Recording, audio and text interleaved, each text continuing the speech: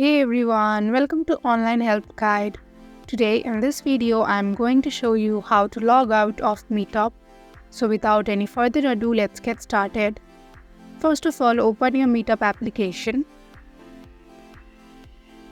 Tap on the profile icon on the top right corner of your screen. Tap on settings icon on the top right corner of your screen. Now scroll down. Tap on log out, and if you are sure, then tap on log out once again.